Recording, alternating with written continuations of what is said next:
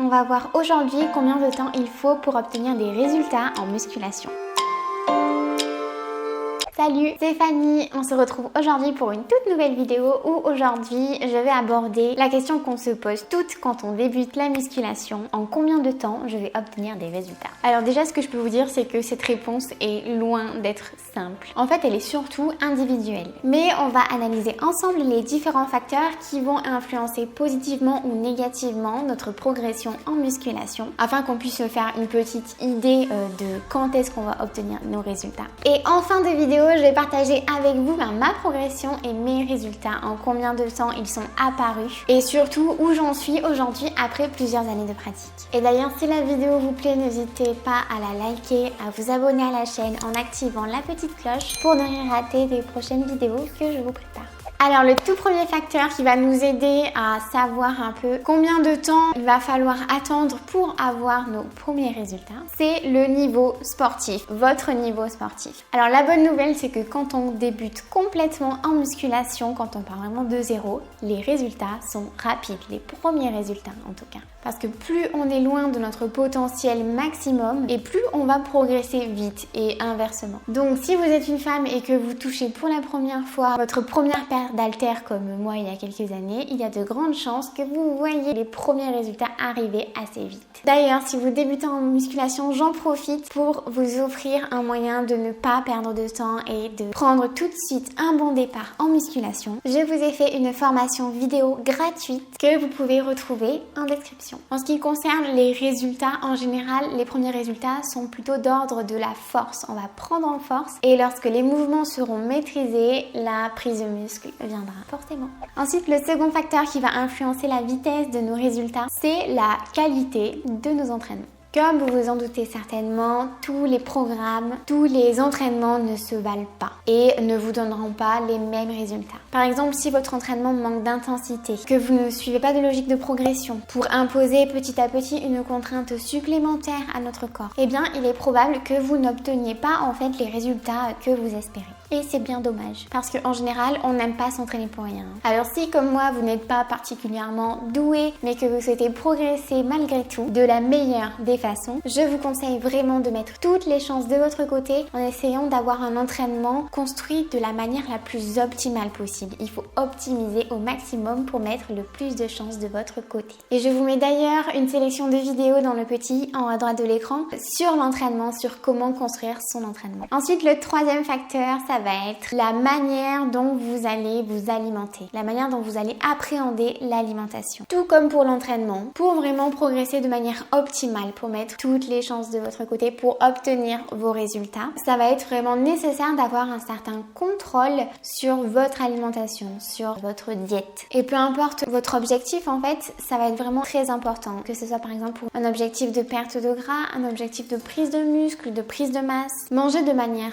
saine et avec des quantités adaptées est vraiment la clé pour obtenir des résultats. Si vous n'apportez pas tout ce dont votre corps a besoin en fait par l'alimentation, même si vous vous entraînez correctement, même si vraiment vous mettez toutes les chances de votre côté à l'entraînement, ça risque de ne pas suffire. D'où l'intérêt d'essayer de comprendre vraiment toutes les notions de base diététique, c'est-à-dire les quantités de calories, les proportions idéales des macronutriments pour progresser. Je sais que ça peut paraître un peu compliqué si vraiment vous avez jamais mis le nez dedans. Moi au début je me suis dit oulala, protéines, lipides, combien de grammes par kilo poids de corps, trop compliqué. Mais je vous assure qu'au final, une fois que vous êtes familiarisé avec ça, c'est vraiment très facile, il n'y a rien de compliqué. Et surtout, ça va vous permettre d'atteindre vos objectifs et ça serait vraiment dommage de passer à côté.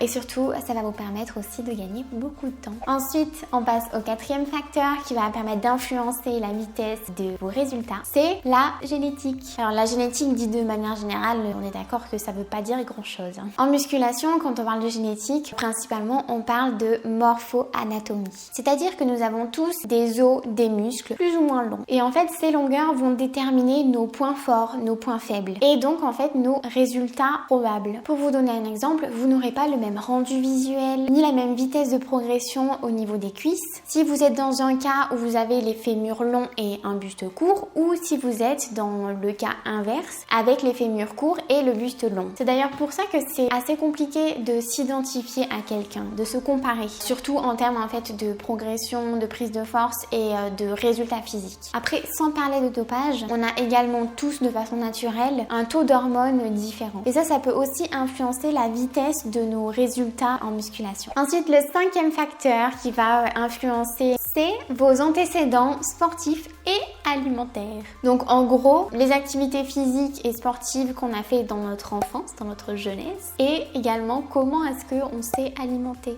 Ça a vraiment une influence sur aujourd'hui comment est-ce qu'on progresse, même si c'est il y a quelques années en arrière. Si vous avez fait beaucoup de sport et été très actif dans votre jeunesse, il y a de grandes chances que vous progressiez rapidement en musculation, même si pendant un long moment vous n'avez rien fait ou si vous n'avez jamais touché une paire d'haltères de votre vie. Parce que vous avez comme développé en fait des espèces de connexions, si on peut dire ça. Pour l'alimentation, c'est un peu pareil. Il faut tenir compte du fait que si par exemple vous avez été en surpoids dans votre enfance, comme ça a été personnellement mon cas, eh bien peut-être que vous vous êtes rendu compte, comme moi, que vous avez une facilité en fait de stocker du gras. Que vous allez pouvoir moins manger pour vous maintenir à votre poids. Et ça en comparaison de certaines personnes plutôt minces qui vont pouvoir manger bien plus et qui vont moins stocker aussi facilement que vous. Que moi.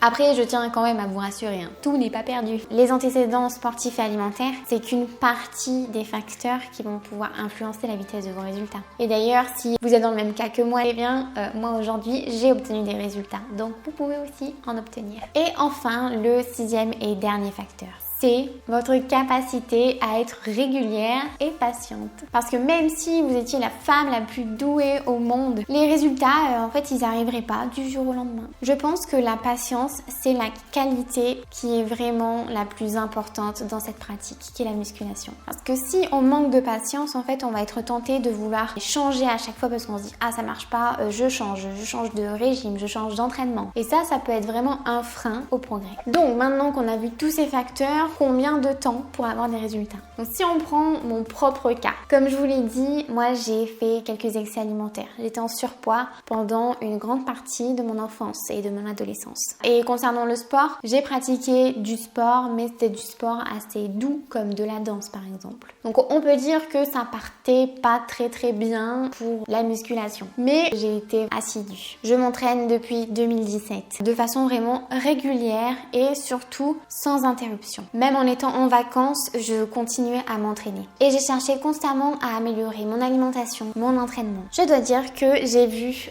mes premiers résultats assez rapidement durant les 6 premiers mois. Ensuite, après ces 6 premiers mois, j'ai eu l'impression de ne plus bouger, de stagner. Mais heureusement, en fait, je prenais des photos assez régulièrement et je me suis rendu compte que je changeais mais que je ne m'en rendais plus compte. Parce que les changements étaient moins rapides aussi et du coup, j'avais l'impression que rien ne se passait. Et quand je faisais le comparatif en fait à 3 à 6 mois d'intervalle, je voyais quand même que ça bougeait un petit peu. Et pareil en termes de progression sur mes performances en musculation, une fois que j'avais vraiment maîtrisé certains mouvements qui au début ont pris beaucoup de temps à s'intégrer, comme par exemple le développé couché où j'avais vraiment du mal à être coordonnée. Une fois que ça c'était acquis, petit à petit j'ai pris en force assez rapidement les premiers temps. Personnellement, je suis une éternelle insatisfaite. Vraiment, j'en veux toujours plus en fait. Même aujourd'hui, je suis toujours un peu en recherche de continuer à m'améliorer, même si je suis vraiment très contente du chemin parcouru et des résultats que j'ai aujourd'hui. Les résultats ne viennent pas du jour au lendemain. On ne se réveille pas un jour et on se dit waouh, ça y est, j'ai atteint mon body goal quoi. Mais ce que je peux vous dire à partir de mon expérience, c'est que vous allez voir dans les premiers mois des changements assez rapidement. Et ensuite, plus vous allez persévérer, plus vous allez être régulière, vous allez voir des changements plus significatifs au bout de 1 an, 2 ans, 3 ans. Et un jour en fait, comme moi, vous allez regarder en arrière, regarder le début et vous dire j'étais comme ça. Et en fait, vous allez vous transformer complètement physiquement. Donc pour conclure, ce que j'aimerais vraiment que vous reteniez de cette vidéo, c'est que peu importe en fait d'où vous partez, même si vous avez l'impression que après tout ce que je vous ai raconté, vous êtes vraiment mal parti pour avoir des résultats et que vous n'avez pas de chance. Ce qui va vraiment déterminer vos résultats, c'est pas tout ça, c'est votre investissement. Je pense que le meilleur conseil que je peux vous donner, c'est de vous concentrer sur les facteurs que vous maîtrisez en quelque sorte, sur lesquels vous avez une emprise. Vous pouvez vraiment optimiser optimiser votre entraînement, l'adapter, le construire en fonction de vous. Vous pouvez également prendre le contrôle sur votre alimentation et nourrir votre corps en fonction de vos besoins. Et surtout, vous pouvez en fait faire preuve de régularité en vous imposant un rythme que vous pouvez tenir dans le temps, un rythme raisonnable en fonction aussi de votre vie professionnelle, de votre vie privée. Je vous conseille aussi de vous prendre en photo, de vous prendre vos mensurations comme moi je le fais environ tous les 3-4 mois. Ça va aussi vous permettre de vous rendre compte de vos progrès et c'est vraiment important de voir le progrès pour pouvoir continuer dans le temps. D'ailleurs, dites-moi en commentaire si ça vous intéresserait que je fasse une vidéo où je vous détaille vraiment mon évolution physique depuis que j'ai commencé la musculation. N'hésitez pas d'ailleurs à venir me rejoindre sur Instagram où je partage quotidiennement mon entraînement. Je vous dis à la prochaine pour une autre vidéo. Salut!